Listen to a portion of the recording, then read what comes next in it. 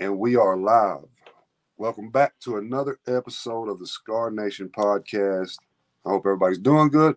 Today we got a special guest, Patrick Licon. Am I saying your name right when I say that? Licon or licon. Licon? Okay, Patrick Licon. I wanted to get it right. So we got Patrick Licon today. He's gonna tell his story. Let me go in here and change this to public. I don't know why, but Facebook has this thing where it'll automatically stream in private, and I gotta go change it. But we're public now, so All right. we should get some comments rolling in and stuff like that. But yeah. So like I said, man, I've been seeing you out there putting in a lot of work, uh, staying real consistent and active in the community, and I think it's a beautiful thing. You're out here changing lives, man. Doing the best I can, but you know what I mean. At the end of it, it's all worth it. You know what I mean? Because like I know, being a recovering addict, when I was in my active addiction, I know what it feels like to not have anyone or feel capable of being able to reach out. For sure, yeah, for sure. Or just feel like you're not ready. Exactly, and that I don't know how many countless times that I thought I was ready to end up finding out that I only made it 2 weeks. Yeah, All right, yeah. so before I get into this, everybody, I want to say this open-heartedly and as honest as I can. When I speak about my testimony, I'm not trying to glorify the use of drugs or alcohol. It's just the best way I can put this out there. So I'm going to start from when I was young, before I actually led into my addiction. So growing up as a child, I didn't have a bad life. I can truthfully say that. But the lifestyle that was in front of me is where it was negative, because I have an awesome mother. You mean she did her best to raise us as a single mother, but also being a single mother, my mom was also the dope dealer of the neighborhood. Oh well. Yeah, so unfortunately, I was gonna end up where I ended up no matter what, because of the simple fact that I am my mom's closest child. When it comes to being anything like her, I happen to be that kid. Hmm. So, growing up with my mom being the dope dealer, you know, we had the cops raided the house. They never found anything, but they raided the house. They did it often, and my mom was on top of her stuff to the point where when they'd kick the door in, they'd open up the fridge, you know, like the normal routine that they would do when they come to check, like with CPS, when they come to check your house. My mom always had food in the fridge. There was always something going on inside the house that would look like it was a safe place. But little did they not know that in the back of that freezer there was shit tons of meth.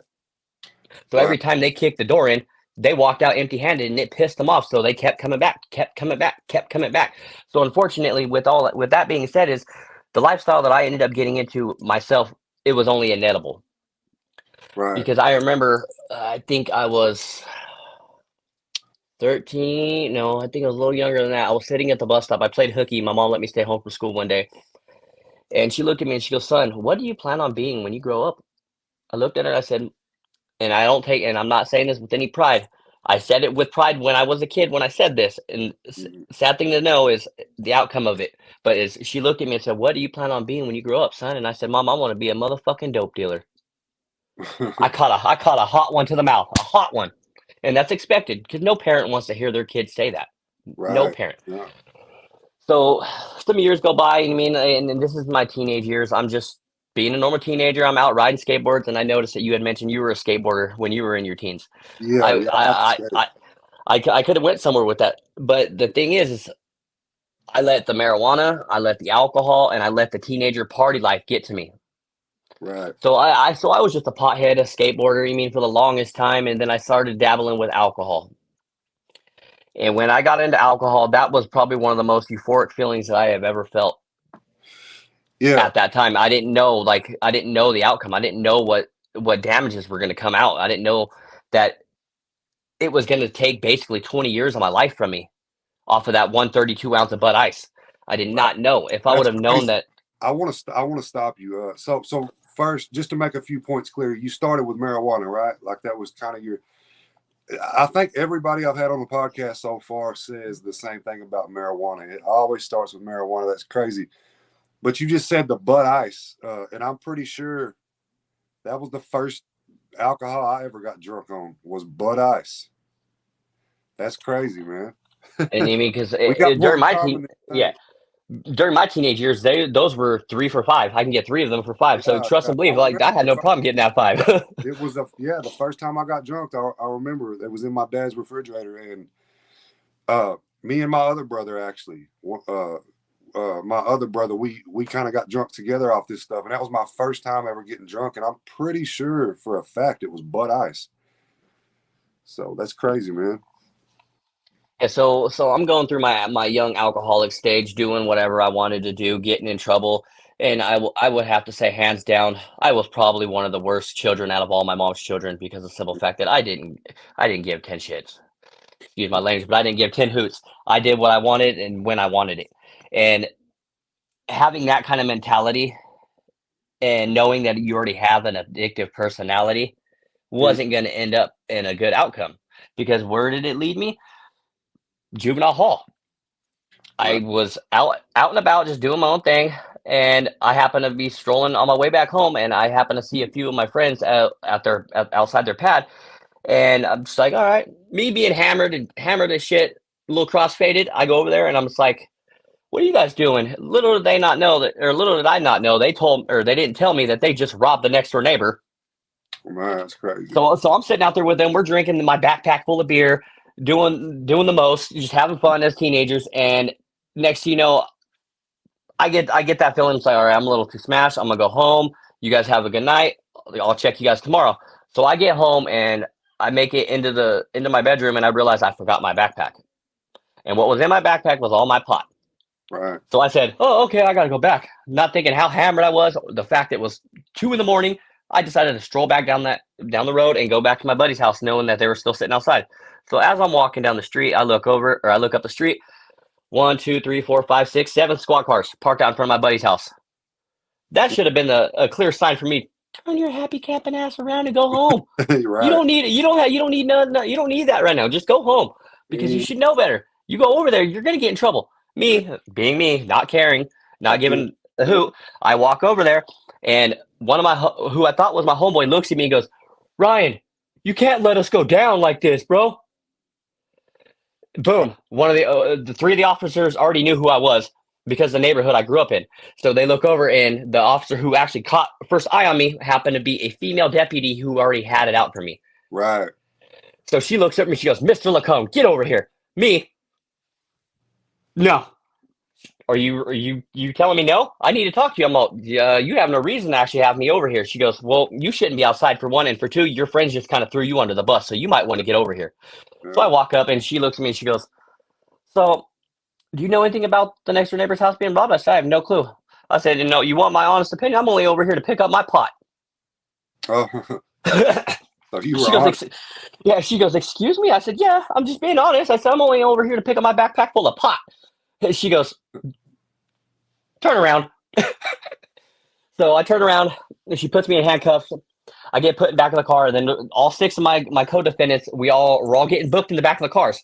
And then the dude who actually had set it up, the house that was being robbed next door, happened to be my buddy Justin's cousin. He opens up the squad car door in my car and says, "You better not open your fucking mouth." I look at him, I said, "What?" I straight hopped out, hands behind my back, hopped out that cop car, and I said, "What's up, bud? Let's do this. You want to run your mouth? Say it in front of the cops. Say what you just said." And he goes, "I didn't say shit." And then I get tased. I get slammed on the floor because I was resisting arrest. I was already in handcuffs. How was I resisting That's arrest? happened to me before. I've been tased with handcuffs by some police are dirty, man. Yeah. So as I'm getting smashed down by the 3 cops and the one deputy cop with her knee on my head, they're just sitting there bashing me, talking smack, and then I get thrown in the back of the cop car. And so during the time of me sitting in the back cop car, my mom gets a call. Your son's in the back of a cop car. So my mom goes down the street and she sees the 6 squad cars, and then she goes to each car trying to find me. She finds me and she asks me what happened. I just looked at her and was like, "Don't know. I really don't." All right. Because in all honesty, I truly had no clue that my homeboys robbed the next door neighbor. Yeah, and you were being charged with it, right? All of y'all were being charged, I Every think. one of us. So So we get locked up. I pass out in the back of the cop car because I'm already hammered drunk. I wake up and then all six of us are lined up on the bench inside the San Bernardino County Juvenile Hall Detention Center. I wake up and I look over and I see me linked up to the rest of them. I look over. I said, "Oh, fuck, dude, what did we do?" Yeah. No, well, you didn't do nothing. I was like, "Oh, well, all right. Well, that makes me feel a little better. So I should be out by the next couple hours." I'm in there about 2-3 weeks. 2-3 weeks go by, and then we finally get our first court hearing. So we go into court, and I'm standing there. My hair's standing up. I look like Don King. Yeah. So what was y'all So talking? Burglary, just for the record. What? first degree residential burglary. Oh, okay. Yeah. So we That's go in there, and felony then for sure. oh, most definitely, I had my first Yeah. felony when I was 16 years old. Yeah. And so we're in there, and we get our first court hearing, and court comes up, and we walk in, and me not knowing who that next door neighbor was kind of a good thing because, in all honesty, I actually happened to know who that next door neighbor was. So when we get on the stand, the neighbor that they had robbed looks at every one of us and goes, "I know Mr. Lacone right there didn't do anything because I've known him since the first grade, and I know damn well he wouldn't rob me. Mm. And for one, he wouldn't shit in his own backyard because the house that was robbed was right across the street from my neighborhood." Yeah, that's crazy. That's one thing I know is not to shit in your own backyard because eventually that smell's going to come around. Yeah, you can't hide from it. Everybody knows that. You don't do something so close to where you live or stay. So my first time in juvenile hall, like most men, most boys, when we get out, there's two things that our mentality usually goes to when we just did a little bit of time. Right. It's that you attitude. Yeah. Like, I just got out. What are you gonna do? Like, I got hands. What are you gonna do? So before we got released, I forgot this part. So before we got released, after I was basically told that I wasn't going to be charged with the full charge for it because of the fact that the people that had been robbed knew that I wouldn't do something like that. So my charges were dropped, and then when my charges got dropped, all 5 of my co-defendants took that as another outcome. Like, okay, why is he getting away scotch-free? So then he must have said something. Yeah. So when we all got released, I was home no longer than, I want to say, 4 or 5 hours. And my mom happened to be dating this, and I don't take pride in this when I say this, but my mom happened to be dating a skinhead at the time. And so I'm in my room with my lady, and my mom's old man gets ready to walk down the stairs to go to the kitchen. And as he gets ready to walk around the corner to go down the stairs, he sees 3 big-ass black dudes walking up the stairs. Didn't knock on the door. They just walked right in my apartment, and they were coming right for me. So when they seen old boy with a big old swastika on his chest, they basically went ghost. They knew damn well, oh shit, we walked in the wrong damn house. So he follows them out, and he comes back in the house, and he tells my mom about it, and then they come to my room and they tell me, and I said, all right, which direction did they go when they left? When they left the parking lot, was it a left or a right? And they said they took a right. I said, which house did they stop at? The second house on the left side of the street? And they said, exactly. I said, I know exactly who did this. I said, the dude I got locked up for is trying to have me hit right now. Yeah, that's crazy. 6 hours, not even been out, and he had already had that move going. And you were how old at this time? 16. A juvenile. That's crazy. Yeah. So when all that dust settled, and I finally got off of house arrest, I happened to run into old boy because he's still living in the same spot. So I run into him and say, hey, what up? He's all, nothing. How you doing? I said, what do you mean? How am I doing? I said, dude, you sent people after me, bro. He goes, well, you're the only one who got away scotch-free, and the way the streets are, the way that looks. I said, I was raised basically this way, and I truthfully know the way it looks. And if that's the way you see it, then we could run it.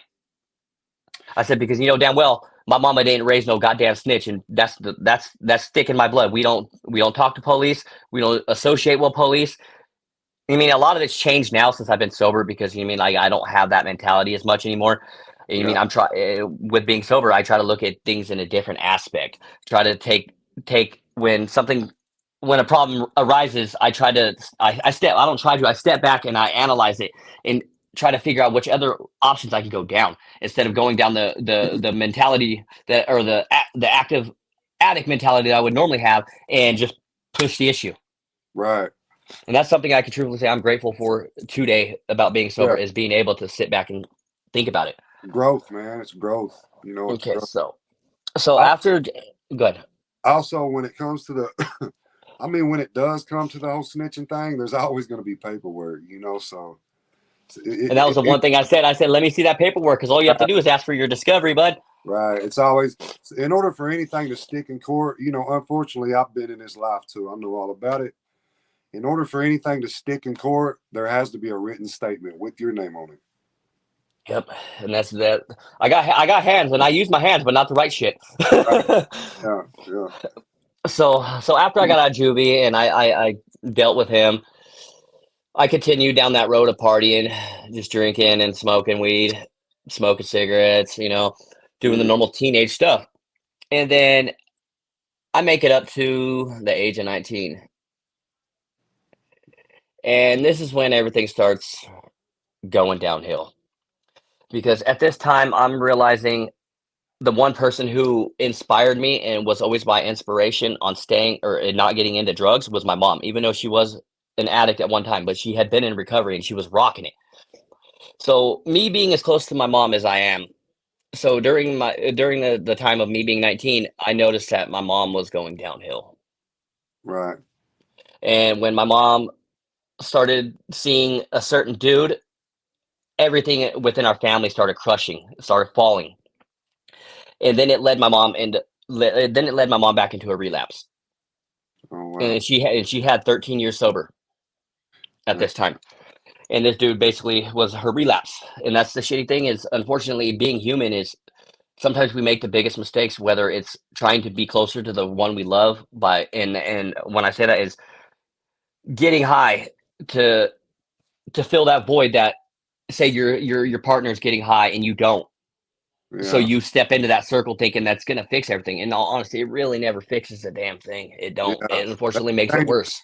Yeah, that's a dangerous situation for anybody, especially an addict. I would personally tell you if I had a girlfriend or whatever I was interested in and I found out she was getting high, I would immediately cut it off because you can't, if you hang out at the barbershop long enough, you're going to get a haircut.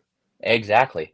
You And like know, my post I just posted the other day, you hang out with your old crew, you're gonna fall back in your old ways. It's inedible. that's a fact.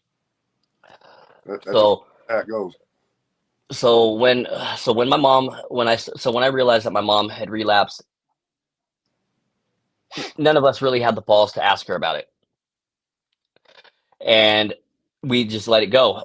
So one night I'm still staying with my mom, and one night she tells me she's moving out. And she wasn't playing because I woke up the next morning, she was gone. It was just me left alone in this empty ass apartment. I was 19, I didn't really care. It was whatever, I was doing my own thing. Hmm. But just for my mom just to vanish like that, I was like, okay, there's something up. And then a couple of weeks go by, and I'm just still just smoking weed and just drinking, but I have my own apartment, which unfortunately turned into a trap house, and I didn't know what a trap was at that time because I wasn't into that lifestyle like that. I was just a drinker and a pothead, so I didn't know that me having my own apartment, I turned my own apartment into a trap house. And then I started realizing that the people that I was always around, they all did meth, but I still Hmm. didn't. I hung out in the circle, and when the pipe got passed, I just passed it the other way because that wasn't me. And then I get a phone call from my best friend at the time, Nick. He tells me, "Hey, your mom just messaged me and asked me if you're getting high." And I Hmm. said, "What did you say?" He goes, "I didn't give her an answer." He goes, "But Benny, on the other hand, Benny said that you are getting high." So that right there, when I heard that, I'm just like, all right, my mom is questioning me getting high right now. That's heartbreaking because I know I'm not the one getting high. Yeah. So and this is where the introduction of meth came into my life. It was I didn't get high because anybody else because everybody else was doing it.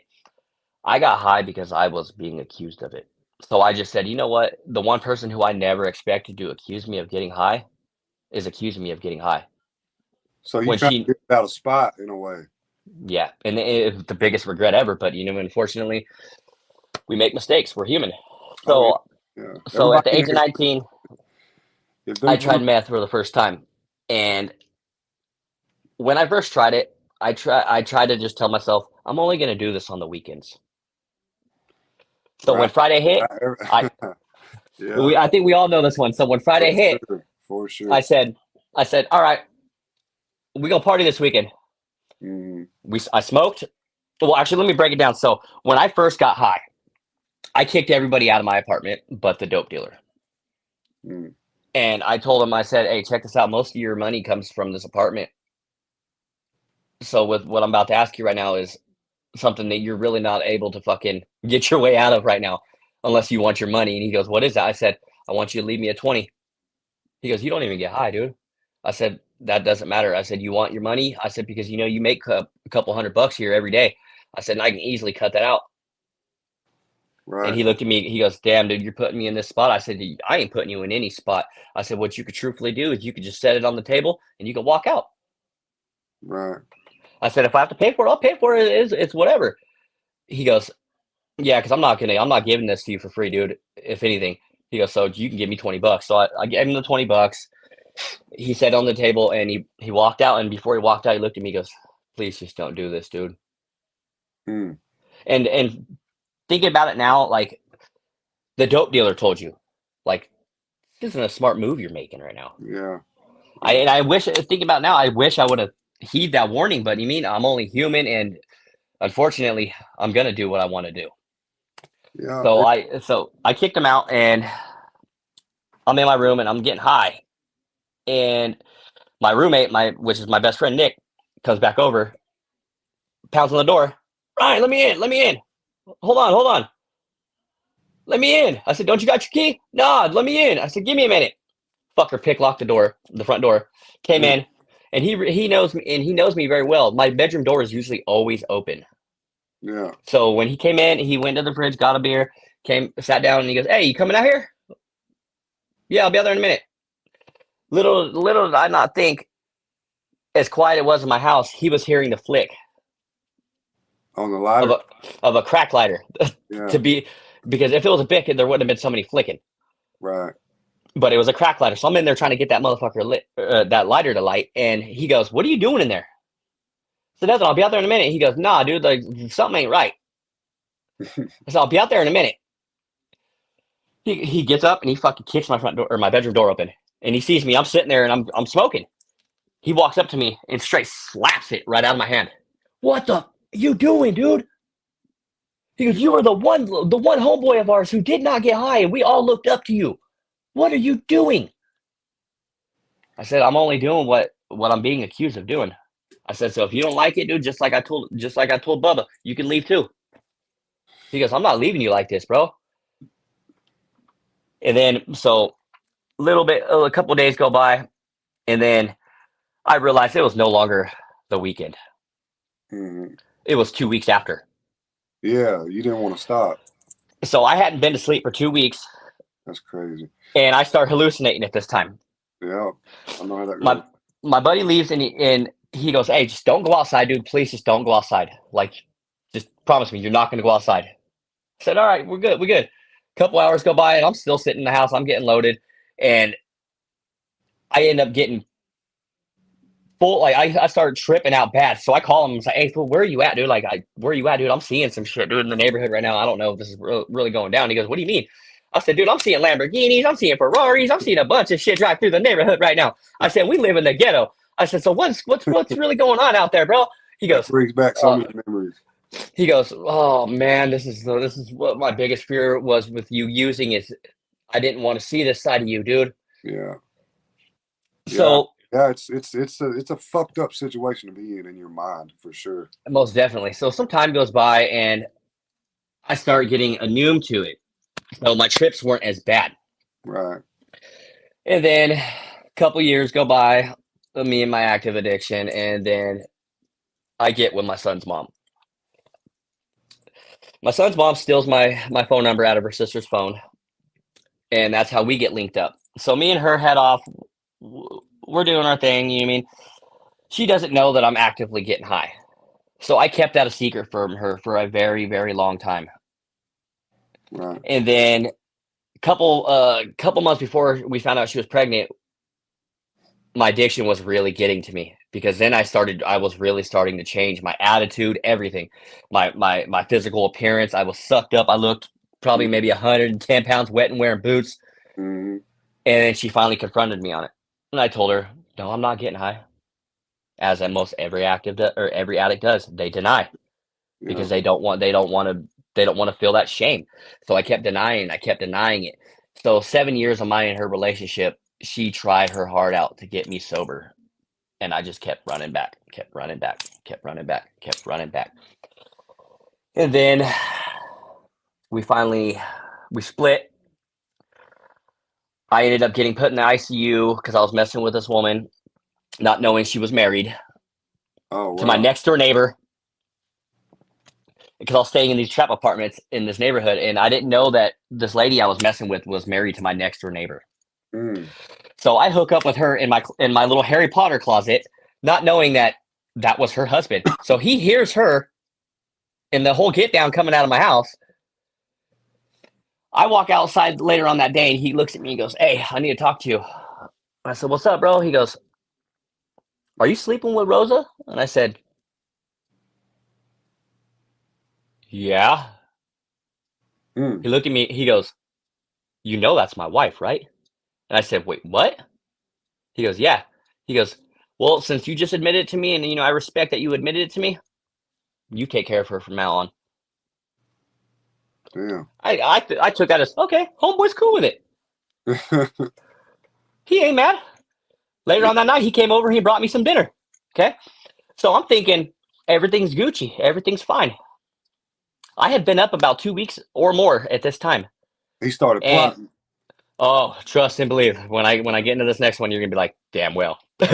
So I'm thinking everything's Gucci. I'm thinking everything's okay with between me and him. We talked it out. He brought me cigarettes. He brought me some food. Told me fucking if I need anything, he got me. So I go back in the house, and like I said, I had already been up for a couple weeks. I'm burnt out. I'm tired. So I go lay down in my Harry Potter closet, not knowing that when I lay down that night, I was gonna be waking up to my face getting smashed in the tile Damn. by a dude the size of Brock Lesnar. Yeah, he wasn't with it. Oh, most He definitely. was And, just and acting like that. yeah, and the shitty part is the dude just got out of prison after doing a 6 year stretch. Right. So that dude's huge. So he kicks my front door in, and when he first got to me, he hit me the first time, and my head bounced off the tile, and I said, "Whoa, whoa!" I said, "Let me up, homeboy, let me up." Dude Mm. was not letting me up because he knew damn well. Because when he hit me the first time, when I said "let me up," I was trying to get up because I knew what was in the top of my closet, Right. and old boy knew that I walked around strapped. Yeah. So me telling him, let me get up, and we take us out front. Out front, he knew damn well. I get up, and we go out front. Only one of us are eventually gonna fucking walk away. So he just continues just to smash my face in, smash my face in. It got to the point to where I flatlined. Damn. So he beat the shit out of you. Oh yeah. So and this is the twisted part. I'm sitting in my apartment, and there's 1, 2, 3, 4, 5, 6, 7 of my homeboys standing there They ain't even intervened. as I'm getting my ass fucking handed to me. They're standing there. And so when I got out of the ICU and I find out everybody who was in the room and how it all went down, because I didn't know, damn, I only seen bits and parts. I remember flatlining when I got after I got out of the helicopter, when I got brought to the hospital. I remember waking like this vision of the defibrillators. Like there was a detective standing outside me trying to ask questions, and I remember the doctor specifically yelling at him, "He is flatlining. Are you seriously asking him this?" Mm. So I remember after getting out of the hospital and I find out everything that had went down, and also get told that my mom is flying from Oregon back to California to come pick me up because she's making sure that I leave. Right. So I get out and I find out everyone is in there. So I'm like, all right. So I reach out to a few of these guys. I'm like, okay, dude, like, what the hell happened, dude? Like, you guys seen me getting my face smashed, and you guys just took, dude. We didn't want to get our ass whipped too, bro. Oh man, pussy. Like, I'm just like, okay, dude. And what's crazy is the smallest little homie there, who don't really have hands, basically got thrown all the way across the room trying to get old boy off me. Mm. He was The smallest one tried. So when I get out of the hospital and I find out everything, I find out I move up to Oregon. Hey, not wanting to. let me stop real quick because I want to make a point in this story. That right there goes to show you in that life of addiction, like you really don't have friends. You got acquaintances. You got people that stick around to see if they can benefit from you, and you really don't. I've been in that life. I've went through similar situations like that where people didn't have my back, and that's how it goes. You don't start really getting real friends until you get out of that and get into recovery. I believe in recovery. You got real friends. I You know, agree to that 100%. but in that life, man, yeah, you think you got friends, but you don't. Call them frenemies. Mm-hmm. Mm-hmm. But okay, so when I get up to Oregon after mom came and picked me up, and well, actually, I'm not even in Oregon yet, and and like I said, I'm not trying to glorify my use of drugs or anything. This is just my story of what led me up to today. Oh yeah, So I'm sitting, we want to hear it raw, real and raw. so I'm sitting in the motel room with my mom before we actually head out on our flight. My older brother shows up. My older brother I knew was in active addiction. He shows up, and I look at him, and I say this right in front of my mom. I don't take pride in it, but it's the truth. I looked at my brother and I said, "Hey, since I'm leaving California, I want to get high one more time." My mom's jaw straight hit the floor Mm. because she was. Did you really just ask him that in front of me? I'm being honest. If I'm gonna have to go get sober when I don't want to get sober, trust and believe I at least want to go out with a bang. Right. Yeah, that's common. Everybody wants to get high that one last time. Yeah. So mom goes, "You know damn well that ain't happening." My brother goes, "You know damn well that ain't happening." Looks at me and goes, "Guess mom's here." And I'm just like, no, it's cool, it's cool. So when I get out to Oregon, I'm doing my thing. I mean, I had probably a couple months sober already, but I realized during my clean time then that I joked around about getting high still. I joked around about trap houses and this and that, and I realized that this may not be my ending right now. I unfortunately think I may have another run in me. So a couple more months go by, and I hit I think it was my 11 months, and I started to write my first testimony out. And I got 4 pages in, and I stopped. There's nothing else I could come up with. There's nothing else that I knew that I could put on paper, and that right there, I knew it was it. It was a wrap. I wasn't done because if I couldn't finish my testimony, then I knew there was still another run, unfortunately, to come. That's So I wild made that you looked at that like that. That's so crazy. and then that's something I will root for myself on is I look at things from every aspect of the table, whether I'm on drugs or not. I analyze things. That's something that I've always done, and it's only gotten worse since I've gotten sober. But Right. so when I realized that I couldn't finish my testimony, I knew there was unfortunately another run. So I made it sober a couple more months, and this is when my son and his mom came up to try to so we could try to rekindle our family. Mm-hmm. But with me being sober, I was only partially sober because I was still drinking. So a couple months go by, I hit my year and a half, and I'm working for Nintendo at this time. I don't talk about that much, but I used to work for Nintendo, and I wasn't nothing special in Nintendo. I did customer service. I got treated like crap for 14-hour shifts, but That's hey, it was a multi-billion-dollar company. yeah. So I'm working for Nintendo. My son and his mom are up there. We're trying to rekindle everything, and a few more months go by, and I'm on my way back from work, and my drinking had already been like picking up, like it had been progressing a little more. It went from just a tall can every night or every other night to I was buying 40 ounces of 211s, Mm. multiple of them. Right. Yeah. So I drink one, and most of the time, 1 211 should be pretty decent for you if you're not that active in your drinking. Yeah. 140 ounce wasn't touching it no more. Right. So I moved on to the second one, and then I started getting to the point to where I was starting to feel everything again. I was starting to feel the drunk, the buzz, the whole 9 yards. And that's when my son's mom looked out and said, "Mm-mm, this has got to stop." Right. Me being an addict and me being selfish during my addiction, So I'm on my way back from work, and I told her, I said, "Hey, stop at the store. I want to get a beer." She goes, "No." She goes, "You can walk, and if you make that decision to walk from the house to go get a beer, trust and believe when you come back, me and your son will not be here." Damn, she wasn't playing. So me, she's just woofing shit. I'm gonna go to the store. I go Mm, to the store. I come back. She was gone. wasn't I playing. was thinking I was thinking she just went out for a drive or went out to one of her family's friends who happen to live out here. And so I'm thinking, all right, maybe she's just gonna go over there and she's gonna get away from me for the night, and we'll talk about it in the morning. I let that mindset sit there for a while, and I stayed up through most of the night drinking Fireball, and I wake up and she still wasn't there. So I call her and I ask her, "Where are you at?" And she goes, "I'm about to be pulling into California right now." Damn. I said, "Excuse me?" She goes, "Yeah." She goes, I gave you that fair warning." So she goes back to California, and I managed to stay off of dope for 2 months, but I was belligerent drunk during those 2 months. I stopped talking to my mom. I stopped talking to my family. I stopped talking to everybody. I stopped reaching out to people because I was kind of somewhat like a sponsor for a few people through social media, keeping them sober, and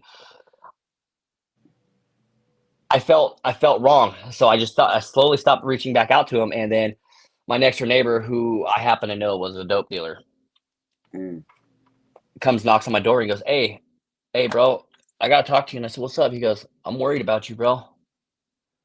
He goes, "These past few weeks, dude, you don't look too good, bro. And I understand, like, your lady left with your kid and all, but this alcohol, dude, it's gonna kill you, bro." mm. He goes, "Just think about it." He goes, "You almost fell down a flight of 20 stairs last night. I don't. Do you remember that?" And I said, "No, I do not." He goes, You laughed when you basically almost fell. You were laughing so hard." He goes, "That's crazy. You don't remember that." I said, It's all right." He goes, "But just be careful, bro." So I go in the house. I somewhat kind of understood what he was getting at, but not to the fullest, because what I do, I went down to the liquor store and went and bought me a half gallon of Jack and half gallon of vodka. Came back to the house, and I got so beyond belligerent smashed, it hit me right then and there that I didn't want to feel that way anymore. And I Hmm. knew the one way out of that feeling was getting high. So I walked to my neighbor's house, knocked on the door. He opens the door. He goes, "What's up? Come in." So I go in. He goes, "You all right?" I said, "Yeah." So I think I'm done drinking though. He goes, "That's what I want to hear, bro." I said, "But you got a 20?" Hmm. He looks at me. He goes, "What, dude? You're in recovery, bro." I'm like, "No, no, no, no." I said, "Well, you told me you didn't want to see me smash no more, bro, and I'm sick of feeling smashed. So if you can't help me, dude, I'm gonna go elsewhere." The words of an addict. But we've all said it. If you ain't gonna help me, I'll go elsewhere. Yeah, you gonna find something. You gonna make something happen. So me telling him that, he goes, "Man, I don't want you getting something bad, bro. You got a pipe?" I said, "No, I ain't got a pipe. I'm relapsing right now, bro. Are you serious?" He goes, "Well, you know, smoke off foil." I said, "No, not really, bro. But so I guess you're gonna have to teach me how to do this, because I'm one who had never been able to do it off of foil, and I'm grateful that I never learned how to do it." Yeah, it's funny because there's like a technique. Even hitting in the pot, there's a Yeah. technique. So so he goes, "Oh man, I don't really feel comfortable doing this." I said, "Well, I know you don't feel comfortable, so if it makes you feel any better," I said, "Check this out. What do you guys charge for an 8 ball out here?" And he's all, "It's $100." I said, "All right, let me get 2 of those." He goes, "Oh, well, now we're talking." I said, "I thought you didn't want to do this." He goes, "You just made me re up." And I said, "Oh, all right, whatever." So he gives it to me. I go back home, and then a couple hours go by. I'm wasting all my drugs, trying to fucking smoke off a foil like an idiot. And so he comes over. He goes, "How you doing?" I said, "I'm all right, dude. Just wasting all my shit, dude. Can't fucking smoke off foil." He goes, "Oh, well, then go buy a pipe." I said, "You got me fucked up, dude. I'm not going to buy a pipe, bro." Right. I said, I'm trying not to even be down this road, but unfortunately I'm already down this road, and I don't. If I go buy a pipe, it's just only going to get worse." Yeah. He goes, "Well, I don't know what to tell you, because I'm not going to do it for you." So you mean me being me, I went down to the store, went and bought one. So I'm running amok for about another year and a half out in Winston, Oregon, living under a bridge after I lost my apartment. because I lost my job at Nintendo because I fell asleep during a phone call. Wow. Yeah, Are you saying this next run lasted about a year and a half? Is that what you're saying? well, no, in Oregon. Oh, okay. So I'm out here doing the most out here or out in Winston, Oregon, and I started getting text messages telling me that the cartel's looking for me. That's crazy. Because yet again, this face unfortunately was around the wrong woman. Mm. Yet again. So I started getting these text messages, and when you're a tweaker and you start getting death threats, it usually goes two ways. Either you retaliate on them death threats, or it gets to you. Yeah, you're gonna think about it for sure. And then I get a call from my mom telling me that there had been a car parked out in front of her house for about 3 or 4 days with some dudes sitting in it. I took that as, oh shit, this ain't no joke. Mm. So I told my mom, I said, hey, I may have got myself in some shit. Whoop, whoop, whoop, whoop. She goes, I'm calling your older brother. You're going back to California. Her not knowing that me going back to California was only going to get worse. Right. So I finally make it back down to California. I'm doing decent. I'm not getting as loaded as I had been in Oregon. And then I decide to get married. Decided to go to Vegas and get married. Oh, so you went to Vegas and So I go to, and the woman I married is the woman I actually got put in the ICU over. Because I figured I didn't get my ass whipped for no reason. oh, so you went back to her. Yeah. Damn. Yeah, so I get back with her, and I'm staying with Hold on, her, give and me 1 second. good. Give me 1 second. I'll be.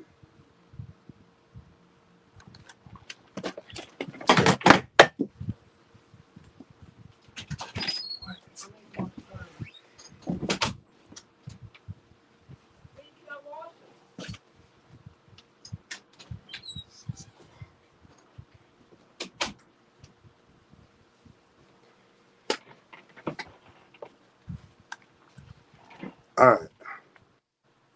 I'm back. My bad, man. I had to take care It's of all something. good. It's all good. It happens. So I'm back in California, and I'm back with that woman, and things are going decent. And then we decide to get married. We go to Vegas. We get married. Get back, and before we even got married, we got to Vegas, and I was sitting in the car, and I was already pretty fuckered up. I had been drinking a little bit of vodka, a little bit of whiskey, some beers, and me and her get in an argument. I look at her and I tell her, "Fuck you! I don't even want to marry you. This is a waste of time." Damn. And we end up hashing it out, talking it out. A couple hours go by, and we enjoy our night in Vegas with our friend, and the following morning we get married. Do the whole the little quick little shebang at the little altar or whatever you want to call it. So we get married, we get back to California, and I end up cheating on her. Mm. She finds out because I wake up and my phone's gone, she's gone. So I'm just like, okay, obviously something's going on. So I take off, and I already know I'm already in a deep into shit with her. So I go out and I start running amok again in the street in the desert of Cali. Couple hours go by, and I run into someone who happens to live with us, and he goes, "Hey, your wife's looking for you. She wants her car keys." Mm. I said, "Oh, all right. Well, when I make it up there, she can get her car keys." So I finally make it up there. She hands me my phone. Me and her just start going at it, just talking shit to each other because of my stupidity, me being greedy, me being selfish, me being a piece of shit and cheating on her. We end up splitting.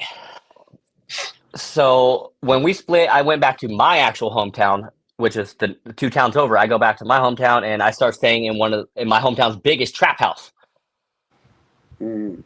And so I'm staying at this trap house, and a couple months have gone by after me and my wife split. I meet my loved one who passed away last year. I didn't meet her, but I run back into her. So I'm sitting in the trap house, and she comes walking in, and I look up, and I'm just like, "Tara, is that you?" And she looked at me, and she's like, "You look really familiar, but I can't put the name to it." So she goes in the back room with the homegirl, and she's in there naming off everybody she can, trying to figure out who I am. And then my homegirl goes, well, that's Ruben's little brother. She goes, oh my God, that's Ryan. Wow, he aged well. Mm. So she comes back out and we start talking, and I'm hanging out with my homegirls, and I'm getting ready to leave, and Tara looks at me. She goes, "Hey, are you guys going towards Joshua Tree at all?" And I said, "Yeah." Why? What's up? She goes, "You think I can catch a ride?" So yeah, I got some homegirl. I don't think it'll be a problem. So I looked at the homegirl and said, "Hey, you think we can give Tara a ride?" She goes, "Yeah." So Tara gets in the back seat. I'm sitting in the passenger seat. The homegirl's driving, and I look in the rearview mirror and I see Tara staring at me. So I look at her and I smile back at her. And then before she gets out, she goes, "Hey, can I get your number?" So I said, "All right, yeah." So we exchange numbers. She texts me a couple hours later, and she goes, "Hey, what are you doing tomorrow?" I said, "No, I'm just gonna be at the house. So if you want to come by, come over." So she comes over, and this is when me and Tara start getting together. Yeah. And so me and her, we move out of the trap house that I was staying in, and this is so before I moved out of the trap house. She looks at me and she goes, "Babe, something don't feel right now.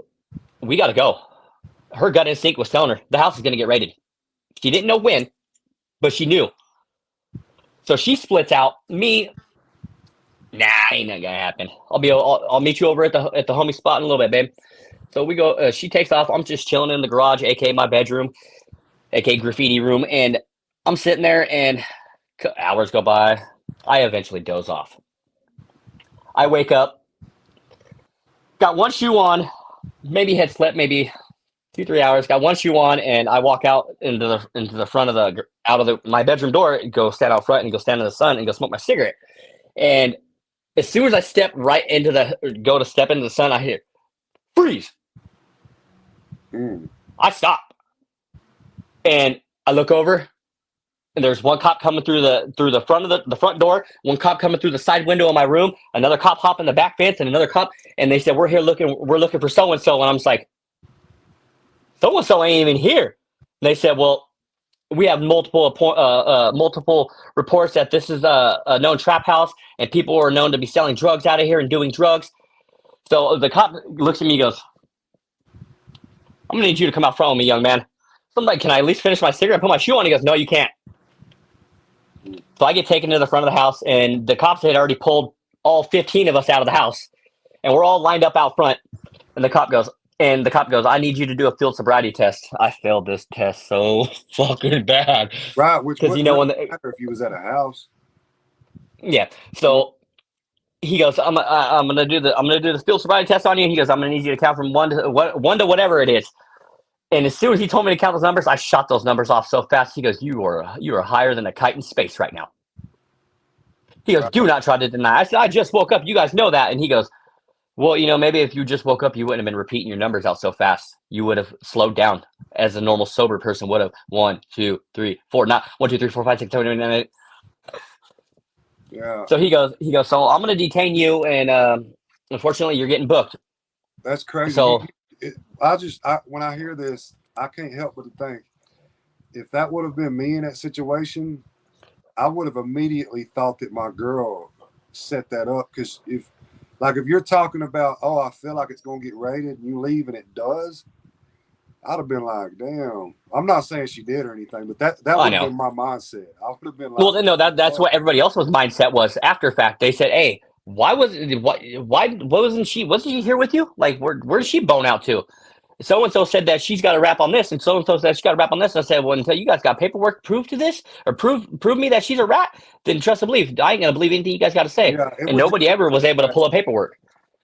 it would just put her in a because that's what people are gonna think regardless. Like, what the hell you mean? You just talked about getting raided and then left, and then all of a sudden we get raided. Like, what the fuck? Yeah, but the thing is, like, the reason why she knew that we were going to get raided is because the cops were never sneaky when it came to them sitting outside the house, because they'd sit literally right outside the house, just Right. sit there, Yeah. no undercover, no nothing, Yeah. straight squad car and I've all. been in those situations. Like, they're not real nonchalant about the shit. You see them watching. Yeah, and then the shitty part is, yeah, I've been around and several the, houses. I know how it goes. yeah, and the shitty part is, the more spun you are, the more doped up you are, the less you care. Yeah. And that's the sad part, because unfortunately, we all knew they were parked outside half the time. But did we care? Hell no. Did we care about going to do the deals on the front porch? No, we didn't, That's because crazy. we didn't care. That's crazy. You got booked just because they thought you was high. Like, I've been drunk several times at a house and the police come. Like, you're not breaking the law unless they find drugs or something. You know, it's Oh well, they ended up finding a pipe inside my room, but it wasn't even used. so paraphernalia. They would have had to have Yeah, hit you with paraphernalia or something. yeah. So I get booked, and I'm sitting, and I'm not in there very long. It was basically just they had me in there long enough just to get my ass sober. Mm. So when I got out, I ended up having to walk 2 towns over, all the way back to that trap house from because where the local jail was there was my hometown, and then there was the jail, and then well my hometown Joshua Tree, and then a little bit further out from Joshua Tree is the jail. So I walked from the jail all the way through Joshua Tree, which is the middle of buttfuck nowhere, and then into my town. And as I'm walking on my way back, I see 5, 6 of my homies drive by. Mm. Like, really? Y'all fools just really just give me the wave? Y'all see me walking, y'all just wave. So I'm just trooping it, pissed off because I'm just like, dude, how many of my people are gonna drive past me and just give me the wave? I'm doing the walk of shame right now, and you guys are just, hey. So I make it into my hometown, and when I make it to AM/PM, the gas station, I run into one of my homeboys who happened to he probably had just hit in his second year into recovery, sees me, he goes, hey, bro, come here. Walk up to him, he goes, you don't look too good right now, bro. Goes, where are you walking from? I said, jail. He goes, oh, damn. You need a soda, bro? I said, I just need something to drink, bro. He's all, get in the truck. What else do you need? You need cigarettes or anything? I said, I ain't got money for that. He goes, I didn't ask you if you had money. And that's the definition of a real friend right there. Looking out for you. He goes, I didn't ask you if you had money, so what do you smoke? I said, the cheapest pack of cigarettes. He goes, I'm not getting you cheap cigarettes. You smoke Marlboro Reds? I said, shoot him. So he gets me a pack of Marlboro Reds and brings me out a Gatorade. So he gets back in the truck. We start chopping it up, and he starts preaching to me. At this time, why I say preach, because I didn't want to hear it at the time. Sitting there telling me, like, Ryan, like, if I can do it, you can do it, bro. Like, you seen me when I was at my ends with, dude. Like, you seen me struggling, dude, and you see where I'm at now, and you see everything I've gained, dude. Like, I believe you can do this, dude. I looked at him. I said, no, I respect you, big homie. I do, and I really appreciate the fact that you looked out for me like this. I said, but, I'm not ready, bro. So he drops me off down the street from the trap house, because I didn't want him driving all the way up there because of some fact that, dude, you're not in this lifestyle no more, dude, and I don't want you seen in this area, dude. All right. So he understood that and respected what my wishes was on that. So he drops me off, and so I start walking up to the trap house, and as I'm walking up, everyone else who had gotten arrested with me that day is already there. I'm just like, how the fuck did you guys all get back, dude? Like, and when did you guys get released? Yeah, usually in those situations, man, somebody's telling. Like that's usually how it goes. Yeah, so when I finally make it back, everyone's like, hey, how do you feel about this, Ryan? I said, I'm good, bro. Like, in all honesty, I'm just more burned about the walk I just had to do, bro. My fucking feet hurt. And they're all right, well, hey, you know where your lady's at, bro? And I said, no, for a matter of fact, actually, I don't even know if she even knew I went to jail today. And so I finally put my phone on the charger because it had been dead. So I put it on the charger, and then my shit just started blowing up. Bing, bing, bing, bing, bing. And then my lady's messaging me, where the fuck are you? Where the fuck are you? I know the cops hit the house. Where the fuck are you? I hope you weren't one of them. So I finally texted her back. I said, yeah, I'm out. She goes, oh, shit. Why didn't you just listen to me when I told you? I said, because I didn't feel it in my gut. Yeah. I didn't have gut instincts at this time. My gut instincts didn't start coming in until the end of my addiction. And that's crazy because I've been stabbed 8 times. And that's something I haven't even talked about during this story. Yeah, So when I had gotten my apartment after my mom had moved out, after I was already running amok, doing my damn thing, getting loaded.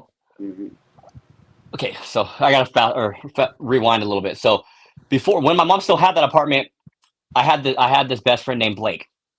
I hadn't seen him in ages, and I mean ages. I run back into him in the neighborhood I'm in. So I'm partying it up. He comes over, and I got a bunch of family there, friends and whatnot, and he's partying with us. And my little cousin comes to me and tells me, hey, Blake's over there hitting on the younger girls. Like, you guys are 17, 18, dude. Like, come on, cuz, you better take care of that. So I got you. So I go over there and tell him, hey, Blake, and you leave the youngins alone, dude. Like, stay away from them, dude. Like, it's cool if you're sipping off their bottle or whatever, but do not be opening your mouth to them. Do not be hitting on them. Do not be flirting with them, dude. Mm. All right, all right, all right. My cousin comes to me and tells me again, hey, Blake's over there hitting on so and so. So I go over there and tell him, it's like, hey, dude, check this out, bro. I need you to stop, dude. Like, I pre-warned you, bro. Like, stop, because if I have to confront you again, I'm just gonna have you leave, dude. All right, all right, all right. So he wings off of that area. We run out of beer. Next, you know, the bottle of vodka pops up. And everyone knows me, like people who know me in my hometown, in my area or whatever, they know that me plus vodka It's no good, huh? Not a good is mix. never. So he comes over, he's like, hey, we're out of beer, bro. Whoop, whoop, whoop. But hey, I got this half gallon vod.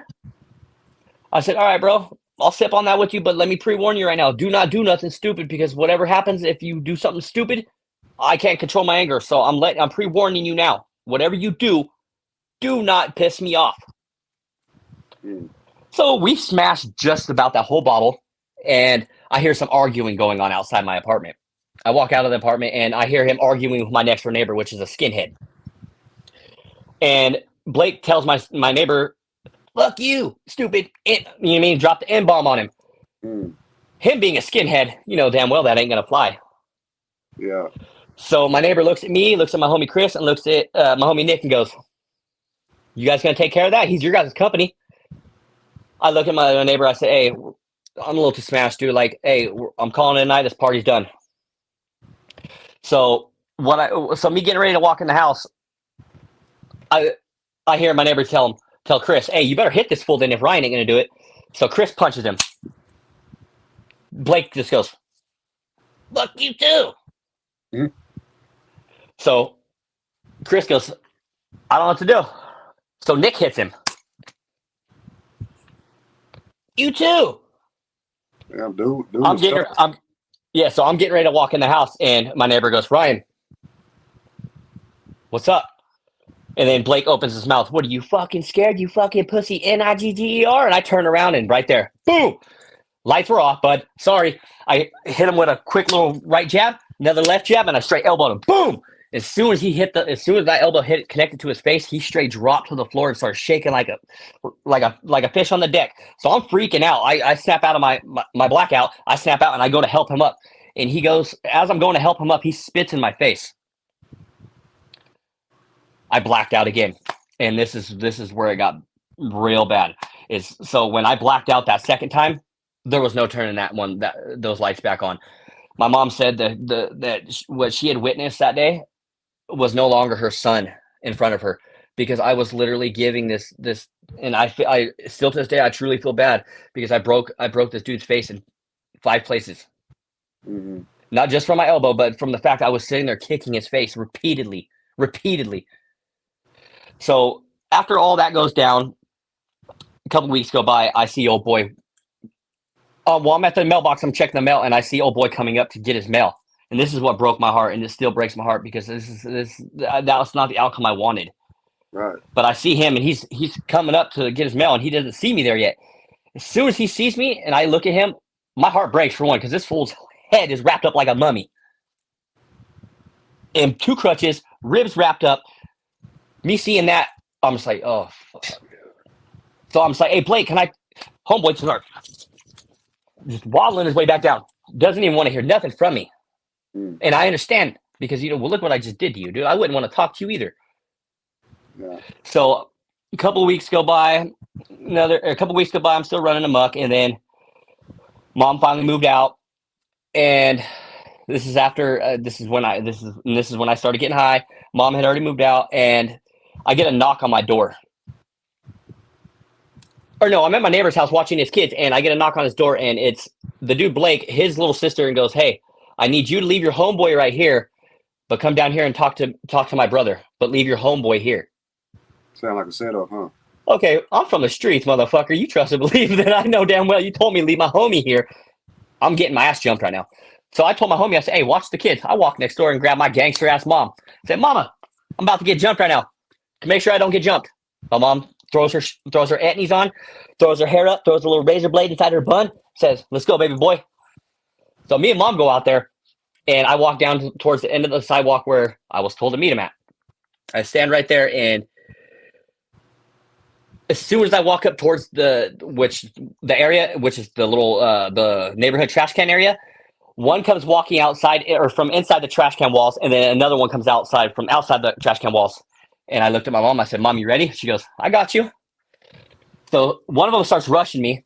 I drop one of them. Boom. The other one starts coming at me. My mom throws him as I'm boxing with the other one. Homeboy comes over, right? And then this is when the girl at the time I'm dating realizes that I'm outside boxing with two dudes and a female's trying to jump in. So she jumps into it. Long story short, I got stabbed 8 times. Oh, so on that one occasion, it was somebody stabbed you 8 times. Because I broke old boy's jaw. Right. I got stabbed 8 times. So I got stabbed 8 times. I get out of the hospital. I get out. I'm ready to party again. I didn't care. I was bandaged up. My arm right here was basically hanging out. I didn't care. I went to the hospital, got stitched up. So I got out, and about 4 months go by, and I get another knock on my door, and it's the dude who stabbed me. Hey, can I talk to you? I said, dude, I'm going to give you one chance right now, bud. One chance to walk your happy ass off of my porch, because I promise you aren't going to make it to the end of the block. Right. He goes, excuse me? I said, I'm just being honest. You ain't going to make it to the end of the block before one of my homies see you outside and tell you, hey, you old boy who stabbed my homie. Little he not heed my warning. He makes it down to where I had gotten stabbed at. The dude I was watching his kids is taking out his trash. Sees him and goes, "You're that motherfucker who stabbed my homeboy and is watching my kids." So I'm thinking like, "Oh shit, my homie's about to drop this fool." So I stand on the porch and I'm watching, and I watch my big homie get dropped like a sack of potatoes by a dude just maybe 110 pounds wearing boots. Mm. Oh no, okay, no. My first time I didn't get stabbed 8 times. The first time I got stabbed, and it was through my hand, and it was me saving my mom's life. There's just certain parts I just don't really like talking about. But so when I'm boxing with those 2 dudes, I thought dude was trying to hammer fist my mom. So I stuck my hand up, not knowing. And I'm grateful that I stuck my hand up, because if I didn't stick my hand up that day and defend or jump in front of my mom, that butcher knife would have went through my mom's face. But it went through my hand. So when old boy knocked on my door, this is when I got stabbed 8 other times. So when he knocked on my door, he made it to the end, and he gets into it with my homie. This is when I ended up getting back into it. Is I see old boy flip a pocket knife out, and he's going towards my homie's pregnant wife. Mm. You don't mess with kids in front. You don't do. The kids are off limits, dude. I don't care. It don't matter. That's a no. Yeah, so I blacked out. Ripped my shirt off, and me and dude are duking it out. Dude stabbing me up and down, left and right. And long story short, dude got airlifted. That still wasn't enough, obviously, to keep me out of the drug life. Going through all of that, so I ran amok for some more years, and that's what led back all the way me back in my hometown and the trap house, getting arrested. And then after me and Tara together, this is the end of my addiction. I'm coming to the end of my addiction on this one. How old were you, like, when you kind of hit the end of it? 32. 32. Okay, so the timeline I'm getting is basically 19 to 32. Well, with drugs. Alcohol, I started at 14. Oh, okay. So at the end of my addiction, I'm running, just doing the most. My lady's a fentanyl dealer. I'm a dope dealer. I won $10,000 at a casino. Big mistake right there for my addiction. Damn, you won $10,000 at a casino? On my last 50 cents. That's crazy. You blew that shit, huh? I've been there. And then see, and this is something else I want, like money. With me, money and my addiction is from the time of EDD up until last year, I have been through $120,000. Yeah, it's easy to do, man, in that life. And what do I have to show for that? Nothing. Not a damn thing. The only thing I got to do is just be able to talk about, but I won't talk about where that money went, because we all know where that money went. It was the casino and my habits. Yeah. So I'm running amok. I'm doing the most, and we get invited over to a friend's house, me and Tara, and we're sitting in the garage, and old boy goes, "Hey, You lady want to snort something? So I'm like, oh, yeah, sure. I didn't see old boy snort his. I didn't see Tara snort hers, but they did. So when they handed me the CD case, there was just a little pile, which I thought was meth. I snorted it. And as soon as I snorted it, I want to say less than 2-3 minutes, everything in front of me started melting. What was it Everything. that you thought it was meth, but what was it? I want to say it was some type of a hallucinogen. Oh, you don't really know. Okay, yeah, them hallucinations. I always try to stay away from this shit myself. Someone told me it was bath salts what I had snorted, which put me into my drug-induced psychosis.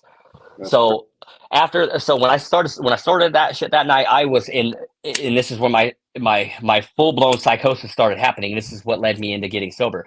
So I stay up literally all night, and I'm sitting in the middle of the desert, and I mean straight dead in the middle of the desert, me and my lady in our car, and I'm sitting there.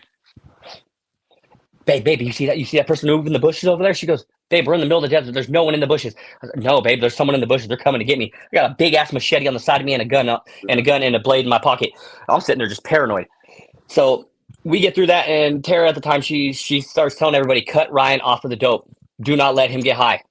Like, I don't want to lose him. Do not let him get high.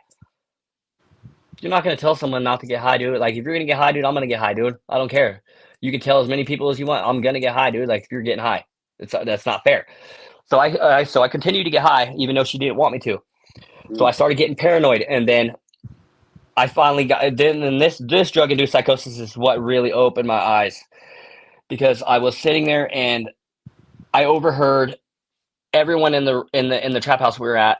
I heard everyone got called into the room, right? And I overhear someone say, "I don't want it to get messy, but the one in the back room needs to get hot shotted."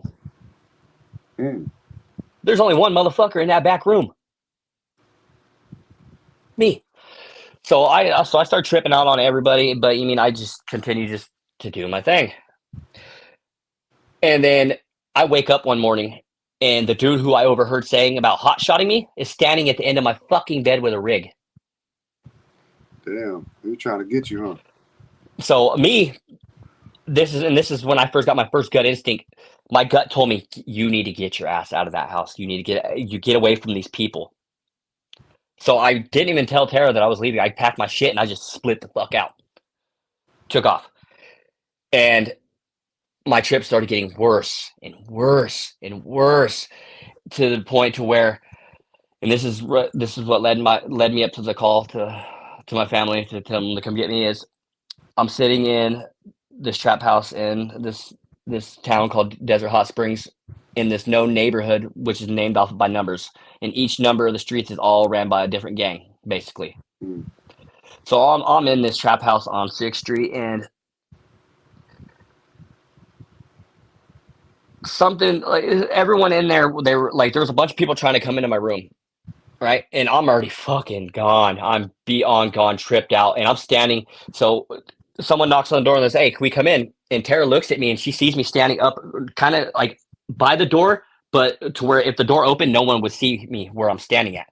And she looks over at me, and she sees this big ass blade I got in my hand.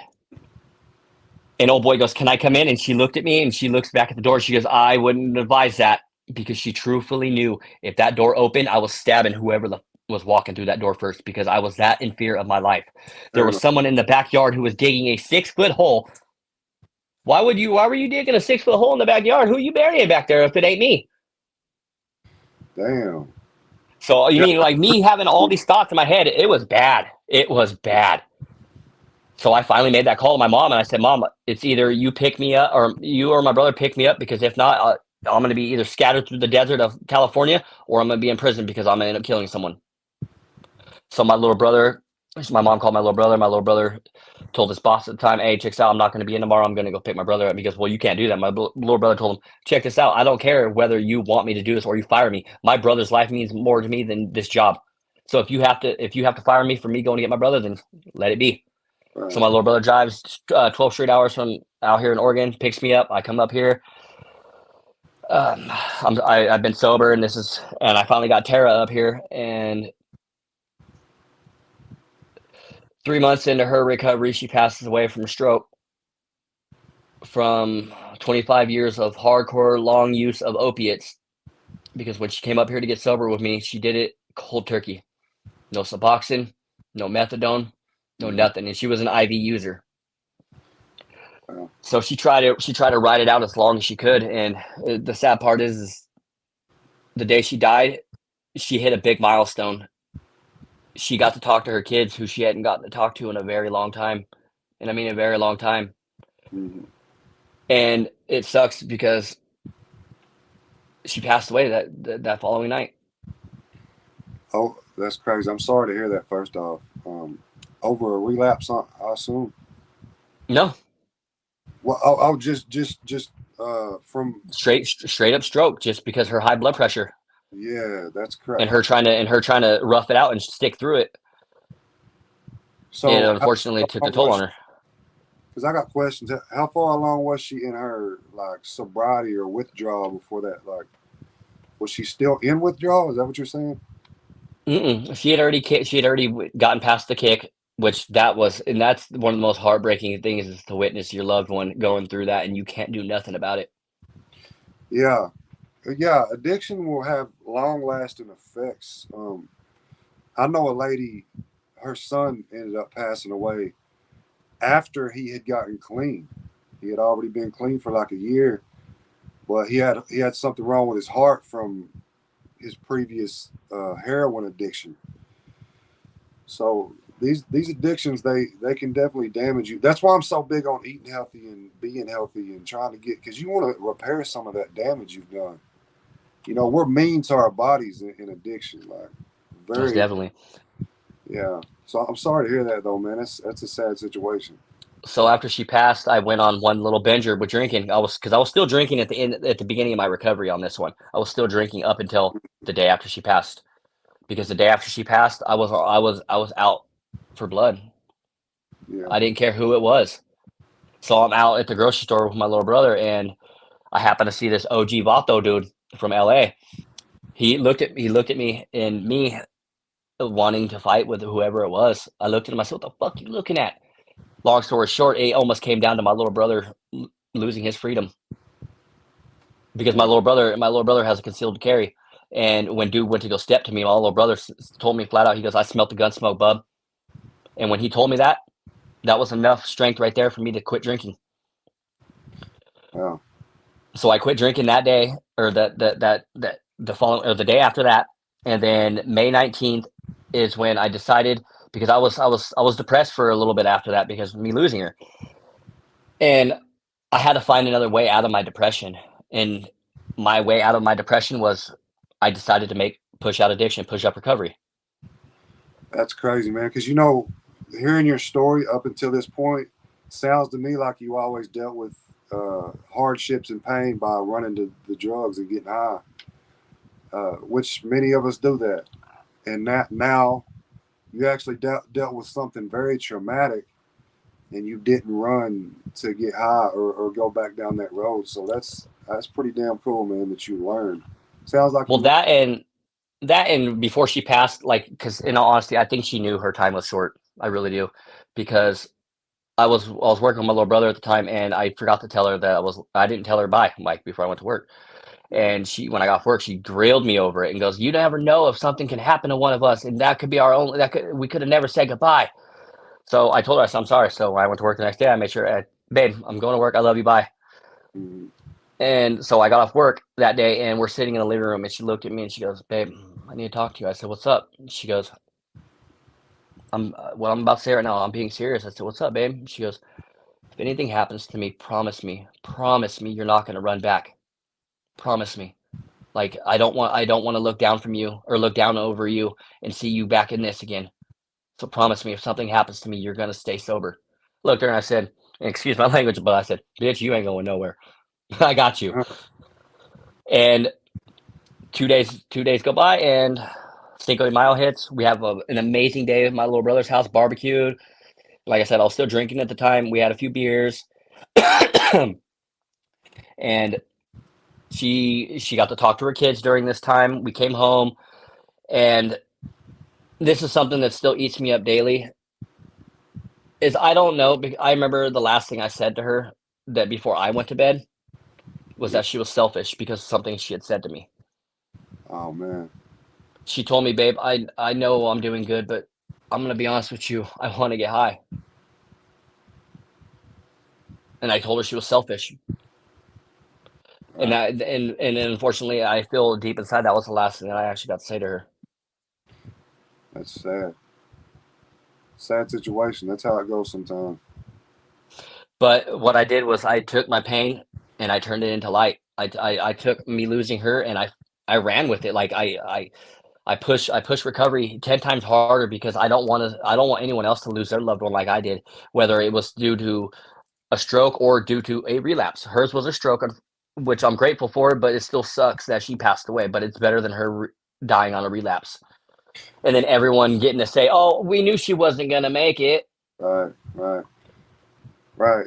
So, um, you said you got a recovery group, right? Push out addiction, push up recovery, or how is it? How do you say it?